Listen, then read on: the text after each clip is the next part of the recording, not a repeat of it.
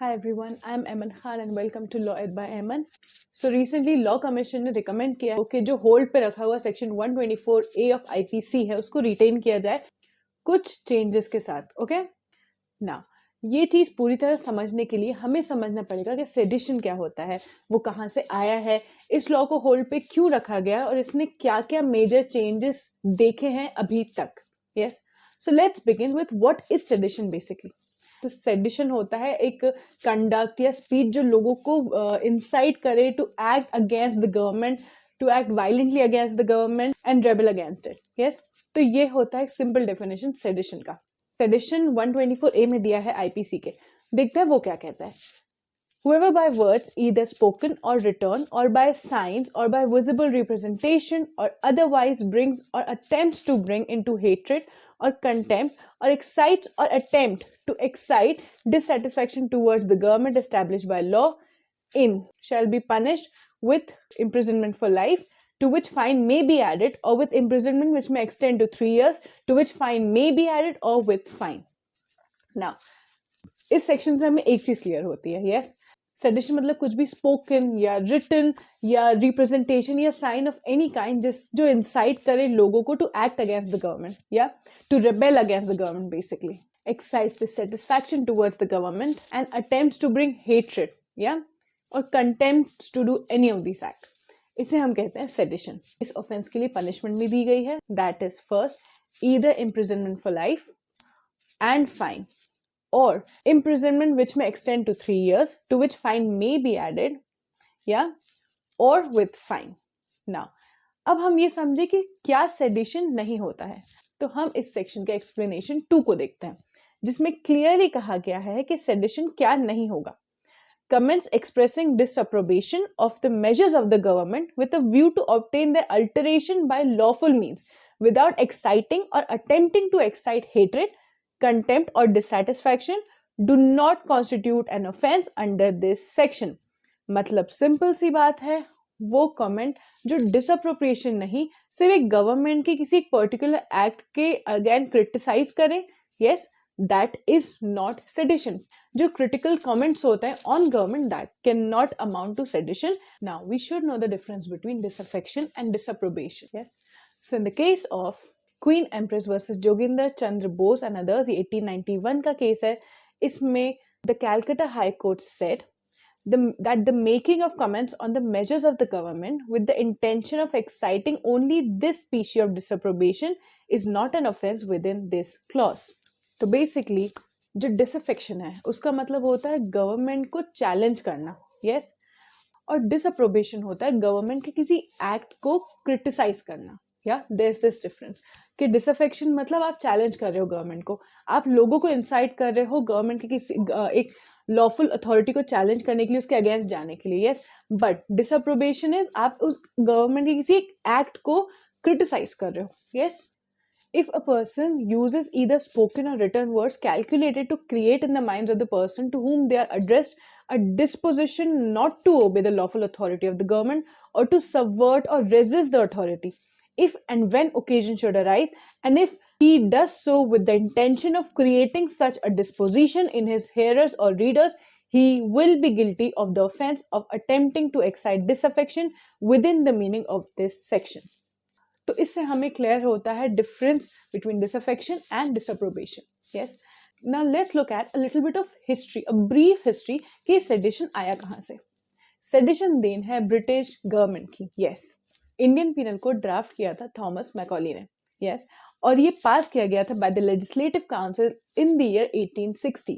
But section 124A जो है IPC का, वो लाया गया था, इंट्रोड्यूस किया गया था by James Stephen through an amendment जो कि हुआ था 1870 में. नाउ इस टाइम पे मूवमेंट्स चल रहे थे अगेंस्ट ब्रिटिश रिजीम. यस, तो 124 of IPC was a tool in the hands of British government to suppress these movements. इस सेक्शन की मदद से महात्मा गांधी, जवाहरलाल नेहरू, एनी बेसेंट जैसे बहुत सारे रेवोल्यूशनरीज को, फ्रीडम फाइटर्स के मूवमेंट्स को दबाया गया था. यस, तो इसके बाद इंडिया का पहला केस जो कि सेडिशन पे था वो था 1891 का case, that was queen empress versus Jogendra Chandra Bose. एक Bengali magazine that was Bangobasi ने ब्रिटिश गवर्नमेंट के खिलाफ एक आर्टिकल लिखा। Yes, so the manager, editor, proprietor, even the printer of that Bengali magazine were all tried for sedition for publishing that article. So this was the first case on sedition. तो fast forward to the discussion on our constitution.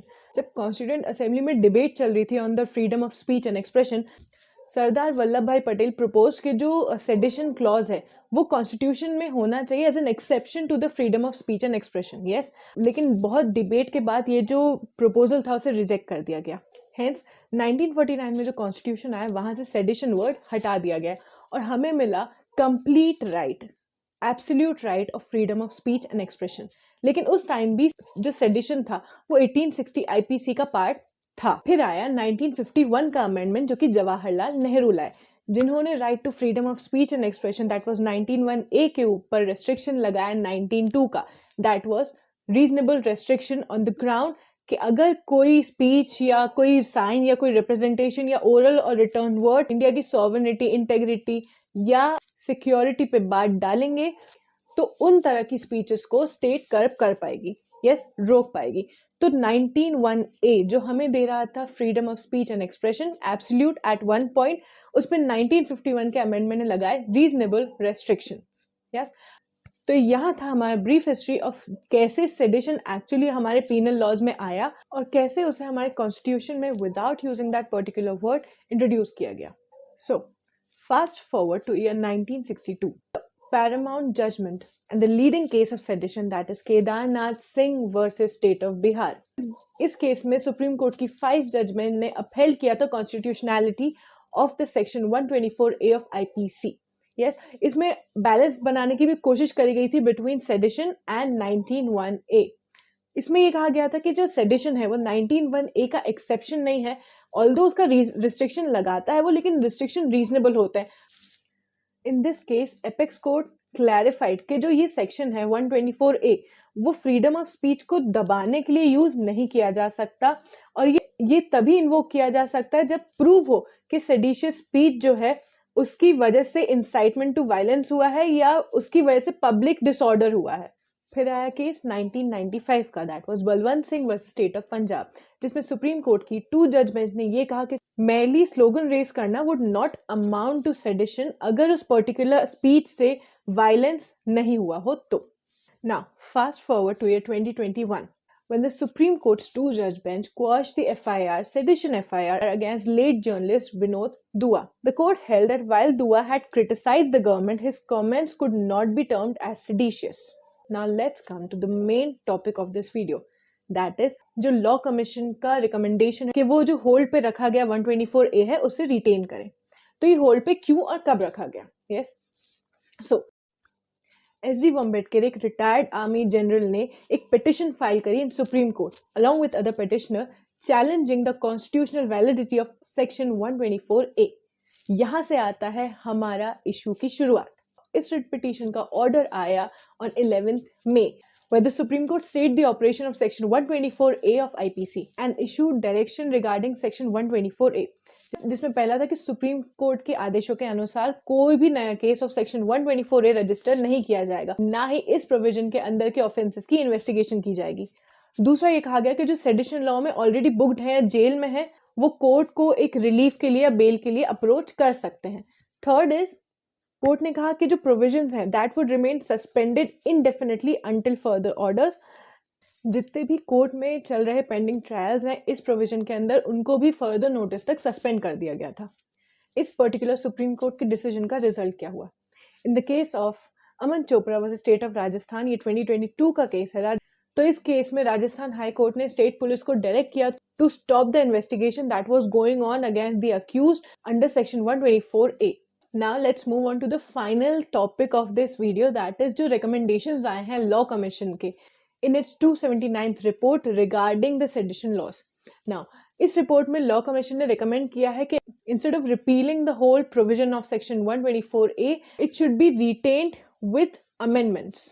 Also recommendation में sedition की punishment के ऊपर भी कुछ की highlights थे, जैसे it's recommended to increase the punishment. अभी है sedition की life imprisonment or 3 years. Yes.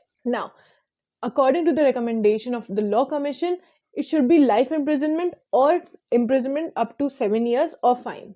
Next is जो FIR होगी सेडिशन की, वो एक प्रीलिमिनरी इंक्वायरी के बाद और गवर्नमेंट की परमिशन के बाद फाइल की जाएगी. According to Law Commission's report, they want to incorporate the essence of Kedarnath's judgment into 124A. Yes, Commission ने इन सब recommendations के reason कह दिए. First being कि it's necessary to protect national security from the threat of radical anti-national. Yes. Second, उन्होंने कहा कि जो reasonable restriction है 19(1)A पे जो Constitution में दिया गया है, that falls under the ambit of sedition laws.